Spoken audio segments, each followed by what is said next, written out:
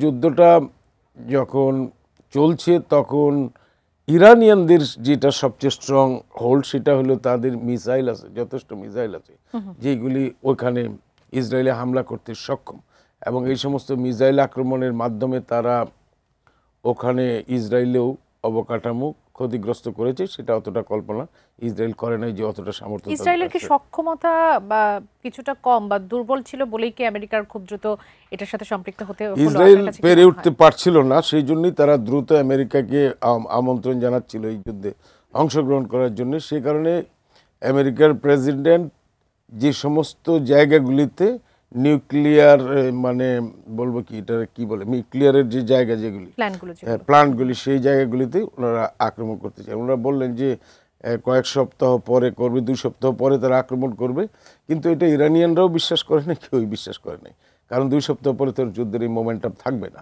সুতরাং তারা যে 2 দিন পরে হামলা করবে এটাও তারা জানে।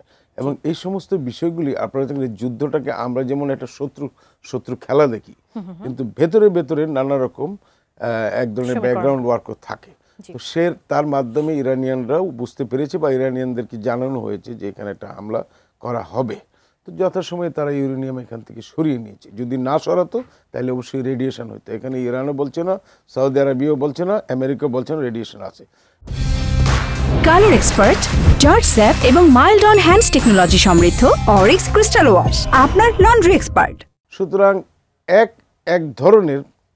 এক ধরনের পাতানো যুদ্ধ আপনি বলতে পারেন। যখন ইসরায়েল হামলাটা করেছে তারও আগে বোধহয় সৌদি পররাষ্ট্রমন্ত্রী ইরানিয়ান পররাষ্ট্রমন্ত্রীকে বলেছে তোমাদের এখানে ইসরায়েল হামলা করবে, সুতরাং তোমরা যথেষ্ট প্রিকশনারি মেজার্স নাও।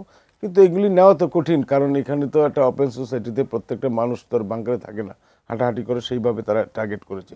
এইবারও যেটা করেছে যে হয়তো তার্কিশ ফরেন মিনিস্টার হোক বা যা কারোর মাধ্যমে হোক এটা মেসেজ তাদের কাছে গেছে বলে আমার ধারণা, এবং সেই কারণে তারা যথেষ্ট ইউরেনিয়াম সরিয়ে ফেলেছে।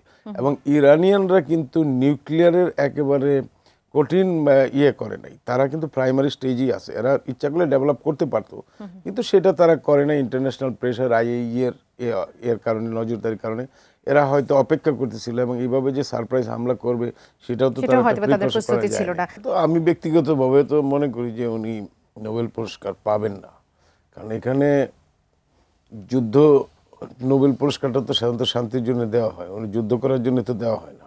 তো সেই কারণে তো নোবেল পুরস্কার পাওয়ার কোনো সম্ভাবনা আমি দেখি না। তবুও যেহেতু আমেরিকান ইনফ্লুয়েন্স আছে নোবেল উপরে, সেটার কথা আমি বলতে পারি না।